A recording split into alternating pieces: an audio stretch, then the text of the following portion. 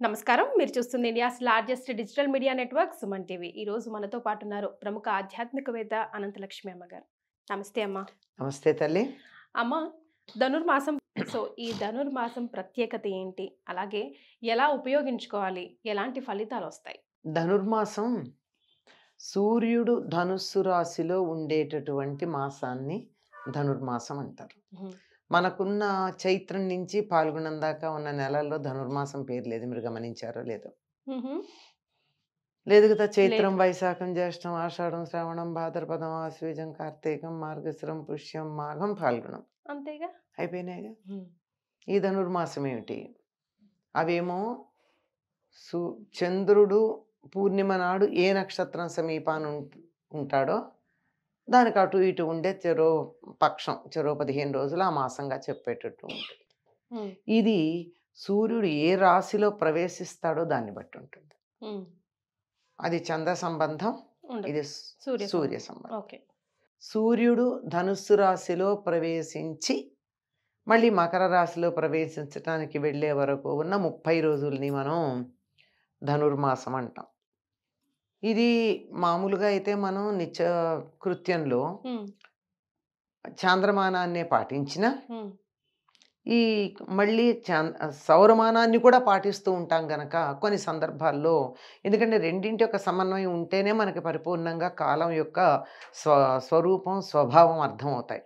కనుక దాన్ని అనుసరించి పాటించేటటువంటిది ఈ సౌరమానం. దాంట్లో ధనుసు రాశిలో సూర్యుడు ప్రవేశించినప్పటి నుంచి మళ్ళీ మకర రాశిలో ప్రవేశించేదాకా ఉండే 30 రోజులు. ఇది ప్రత్యేకత ఏమిటి అంటే, ధనుస్సుకు ఉండే సంకేతం ఏమిటి? ఎక్కుపెట్టిన విల్లు. గోడకి తగిలించిన విల్లు కాదు, ఎక్కుపెట్టిన విల్లే ఉంటుంది. అంటే ఈ నెలలో మనం ఏం చేసినా మన సాధన ఎక్కుపెట్టిన వింటి నుండి ఆకాశం వైపుకు దూసుకు వెళ్ళేటటువంటి బాణంలాగా వేగంగా వెళ్ళిపోతుంది. ఇట్లా ఇట్లా ఇట్లా వంకర్లు తిరగదు. స్ట్రైట్గా బాణం ఎప్పుడు పక్కకి వెళ్ళదు కదా, ఇలా స్ట్రైట్గా వెళ్ళడానికి వీలుగా ఉంటుంది. కనుక సాధన బాగా చేయడానికి అనువు. దానికి తోడు పగళ్ళు చల్లగా ఉంటాయి, వేడి ఎక్కువ ఉండదు. ఎంత సాధన చేసినా అలసిపోవడం కానీ, శరీరానికి చెమట పట్టడం కానీ, శక్తి జారిపోవడం కానీ ఇవేమీ జరగక సుఖంగా సాధన చేసుకోవడానికి అనువుగా ఉంటుంది ఈ ధనుర్మాసం. ఈ దృష్టితో గనక మనం చూసినట్టయితే సూర్యుడు భూమికి ఎక్కువ దూరంగా ఉండే కాలం కూడా ఇదే. అందువల్లే కదా చలి ఎక్కువగా ఉంటుంది, పగళ్ళు తక్కువగా ఉంటాయి, రాత్రులు ఎక్కువగా ఉంటాయి. అందుకని ఈ సమయంలో చాలా చక్కగా సాధన చేసుకునేటటువంటి వీలుంది. ఈ వీలుని ధనుర్మాసంలో ఒకప్పుడు దీనిని బాగా వినియోగించుకున్నది ఎవరయ్యా అంటే గోదాదేవి. ఈవిడ విష్ణు చిత్తుడికి కుమార్తెగా లభించింది. అంటే తులసి మొక్కల దగ్గర పాదు చేస్తూ ఉంటే తులసి తోటలో నుంచి భూమిని చీల్చుకుంటూ వచ్చి ఆయనకి లభ్యమైంది. ఆయనకి పిల్లలు కావాలన్న కోరిక కూడా ఎక్కడా లేదు. విల్లిపుత్తూరులో ఉన్నటువంటి వటపత్రశాయి అంటే మర్రాకు మీద పడుకున్నటువంటి వాడు కరారవిందేన పదారవిందం ముఖారవిందే వినివేశయంతం వటస్య పుత్రస్య వటస్య పత్రస్య పుటే శయానం బాలం ముకుందం మనసా స్మరామి అని చెప్పేటటువంటి బాలముకుందుడు పటపత్రశాయిగా మర్రాకు మీద పడుకున్నటువంటి దిశమల పిల్లవాడుగా ఉన్నటువంటి రూపం విల్లిపుత్తూరులో ఉంటుంది. అతన్నే తన సంతానంగా భావించుకుంటూ ఉన్నటువంటి భట్టనాథుడికి ఈయనకే విష్ణుచిత్తుడు అని పెరియాళ్వారిని బిరుదాలు ఉన్నాయి. ఆయనకి కుమార్తెగా లభించినటువంటి ఈ బాలిక తండ్రిని అడిగి కాత్యాయని వ్రతం విశేషాలు తెలుసుకుని, అంటే ఆయన ద్వారా తాను ఉపదేశం పొందినటువంటిదై మార్గశిర మాసంలో వచ్చే పూర్ణిమ నుండి, అంటే ధనుర్మాసం దీనికి సంబంధించింది. సూర్యుడిని అనుసరించి పాటించేది, చంద్రుడిని అనుసరించి మార్గశిర మాసం. అక్కడి నుంచి మొదలుపెట్టి నెల రోజులు భగవంతుణ్ణి నిద్ర లేపుతూ, రిపీట్ అమ్మా, నెల రోజులు చెలులను నిద్ర లేపుతూ భగవత్ సేవకు వెళ్దాం రమ్మని పిలుచుకెడుతూ ఉంటుంది. ఒక్కొక్క రోజు ఒక్కొక్క పాసురాన్ని చెప్పింది. అక్కడి నుంచి వచ్చిందేనమ్మా ఈ పాసురాలన్నీ? పాసురం అంటే అదే. పాసురం అనేటటువంటి పదం తమిళంలో ఉండే ఒక ఛందస్సుగా, మనకు ఉత్పలమాల, చంపకమాల, ఆటవెలది, తాటగీతి ఉన్నట్టే వాళ్ళకి పాసురం అనేటటువంటి ఒక ఛందస్సు ఉంది. అది కూడా ప్రాతమిళం అంటారు, అంటే ప్రాచీనమైన తమిళం, ఆధునిక తమిళం కాదు. సరే అలా ఉండేటటువంటి ఆ పాసురం రోజుకొకటి చొప్పున చెలులను నిద్ర లేపుతూ మనం అంతా కృష్ణుడి సేవకు వెడదాం రమ్మని చెప్పింది. అవి ఎందుకు ఆవిడ కృష్ణుడి సేవకు వెడదామని చెప్పింది అంటే, ఆవిడ తండ్రితో పాటు దేవాలయానికి వెడుతూ అక్కడ ఉన్నట్టు భక్తిని బాగా పెంపొందించుకుని ఆ భక్తి బాగా ముదిరి ఆ కృష్ణుడు తనకే కావాలని. కృష్ణుడా విష్ణుమూర్తి అమ్మ? కృష్ణుడు. ఓకే.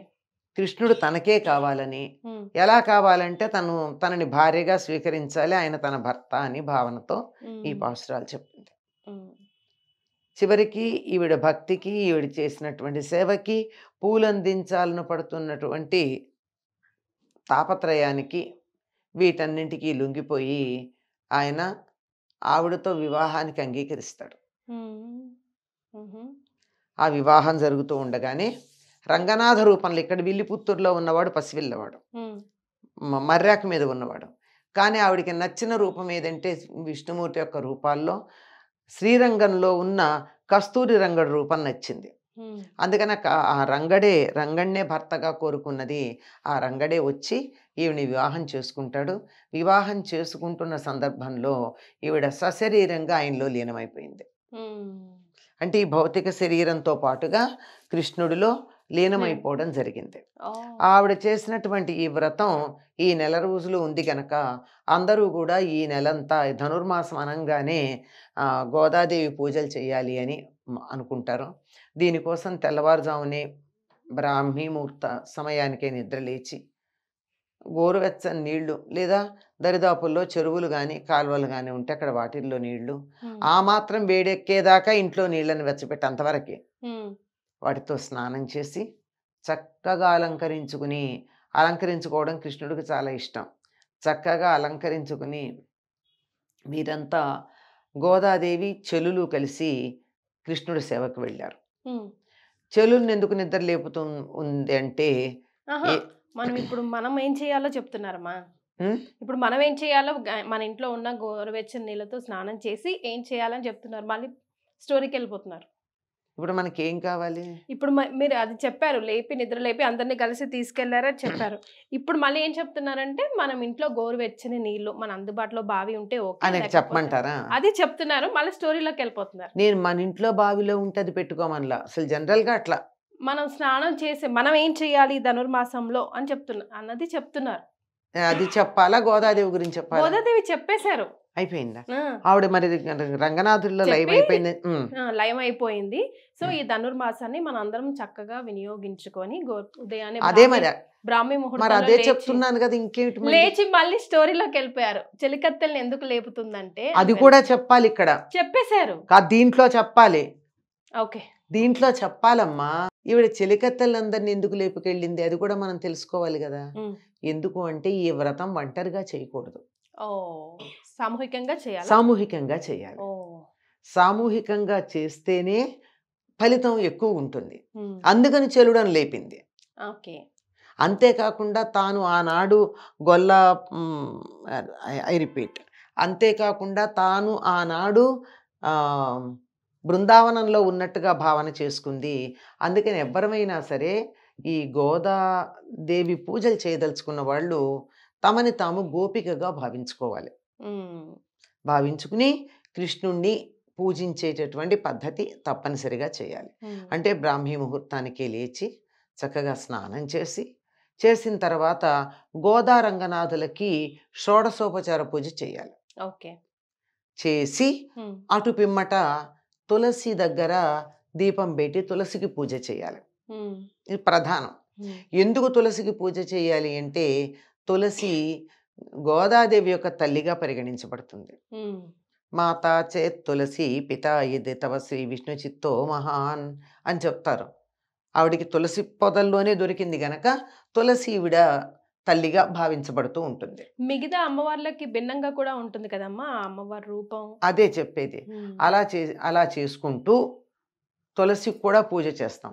ఈ చేయడానికన్నా ముందు మీరు అన్నారే, ఈ వ్రతం చేసేటప్పుడు కొన్ని నియమాలు గోదాదేవి పాటించింది. తాను విల్లిపుత్తూరులో ఉన్నటువంటి ఒక పండితుడు కుమార్తెగా కాకుండా నందవ్రజంలో ఉన్నటువంటి గొల్లపిల్లగా భావించుకుని తన చెరులందరినీ కూడా వాళ్ళల్లాగానే భావన చేసి కట్టు బొట్టు కూడా వాళ్ళలాగా మార్చుకుంది భాషతో సహా. ఓ ఆ గొల్లలు ఏ రకంగా కుటిపైట వేసుకుంటారో అట్లా తాను కూడా కుడిపైట వేసుకుని, ఉమ్, వాళ్ళు ఏ రకంగా పెడకొప్పు పెట్టుకుంటారో అట్లా ఉమ్. పెడకొప్పు అంటారు దీన్ని. పెడకొప్పు అంటారు అంటే పక్కకి తీసి, అంటే వెనకాల మధ్య కాకుండా క్రాస్గా కొంచెం. ఇట్లా పక్కకి. ఉమ్, పెడ అంటే పక్క. ఈ పక్కకి తీసి కొప్పు ఇక్కడ పెట్టుకుని జుట్టంతా ముడి వేసుకుని ఉమ్, పల్లెలలో వాళ్ళు మాట్లాడే భాష మాట్లాడుతూ, ఉమ్, పండితులు మాట్లాడే భాష కాకుండా ఆ విధంగా ఎటువంటి కల్మషం లేని స్వచ్ఛమైన మనసుతో కృష్ణుని చేరుకునేటందుకు ఆవిడ రోజుకొక పాసురం చెప్పింది. వాటిని ఇప్పుడు పాసురాలు అన్న పేరుతో మనం వింటున్నాం. yes.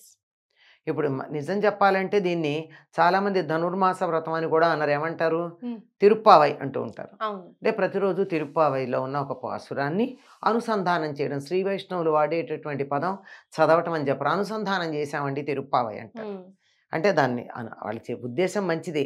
అనుసంధానం చేయడం అంటే అది చదివి అర్థం తెలుసుకుని practice ఆచరణలో పెట్టడం. ఉమ్, ఆ విధంగా తులసి దగ్గర పూజ అయిన తర్వాత ఉదయమే తిరుప్పావైని, అంటే ఆవిడ తెల్లవారుజామున చదివింది, మనం తెల్లారుజామున చదవగలమా అన్నది ఎవరికి వాళ్ళు ఆలోచించుకోవాలి. ఉమ్, తులసి దగ్గర కూడా పూజ చేసి, ఉమ్, సాధారణంగా ఈ వ్రతం చేసేటటువంటి వాళ్ళు తిరుప్పావైలో ఆనాటికి సంబంధించిన పాసురాన్ని ఉమ్, అనుసంధానం చేసుకుంటారు. ఉమ్, అంటే గోదాస్తుతి చేస్తారు, ఉమ్, ఆ తర్వాత మొదటి శ్లోకం చదువుతారు, మొదటి పాసురం, ఉమ్, తర్వాత ఈనాటి పాసురం చదవటం, తర్వాతది కూడా చదవటం. ఇలా చేసి అనుసంధానం చేసుకుంటూ తమని తాము ప్రకృతికి పరమాత్ముడికి దగ్గరగా ఉంచుకునేటటువంటి ప్రయత్నం చేస్తారు. ఇది చాలా అనుకూలంగా ఉండే సమయం గనక ఏమాత్రం కొద్ది సాధన చేసినా మనం అనుకున్నటువంటి లక్ష్యానికి ఎక్కుపెట్టిన బాణంలాగా వెళ్ళడానికి అనుకూలంగా ఉంటుంది. ఇది చిన్నప్పటి నుంచి అలవాటు చేయడానికి ధనుర్మాసంలో పిల్లల చేత గొబ్బెమ్మలు పెట్టించటం, ఉమ్. పూజ చేయించడం లాంటివి చేయిస్తూ ఉంటారు. సాధన అన్నారు, ఉమ్, బాణం ఎక్కువ పెట్టడం అన్నారు, లక్ష్యం వైపు చేరడం అన్నారు. ఉమ్, ఇప్పుడు నా లక్ష్యం ఉమ్, నేను ఒక పెద్ద పొజిషన్కి వెళ్ళాలని. ఉమ్. అది కాదు కదా మీరు చెప్పిన అర్థం. ఏదైనా ఏదైనా అవుతుంది. ఉమ్, ఏది పరమాత్మలో చేసినా ఐక్యం అవ్వడం. అది ప్రధానమైన, ఇవి చిన్నవి. ఉమ్, అసలు ప్రధానమైన పెద్ద లక్ష్యమే సాధించేటప్పుడు చిన్నవెంతమ్మా? మరే. పెద్ద సముద్రాన్ని ఈదగలిగిన వాడికి పిల్లకాలం ఎంత? ఉమ్, అట్లా దానికే చేరగలదు. ఇది కావాలన్నా జరుగుతుంది. ఉమ్, ఏదైనా మనం అనుకున్న లక్ష్యం ఏదైనా సాధించటానికి అనువైనటువంటి కాలం. గోదాదేవి మాత్రం తాను కృష్ణుణ్ణి చేరుకోవాలనుకుంది, చేరుకుంది. మనం ఒక ఉన్నత స్థానానికి చేరాలనుకుంటాం, చేరుకుంటాం, కొంచెం సాధన చేస్తే చాలు. ధనుర్మాస ప్రత్యేకత అదన్నమాట. సాధన ఇంపార్టెంట్, తద్వారా లక్ష్యాన్ని కొంచెం చేసినా లక్ష్యానికి చేరుకోవడానికి అనుకూలమైన కాలం. కాలం. రైట్. చాలా సంతోషం అమ్మా, ధన్యవాదాలు. నమస్తే.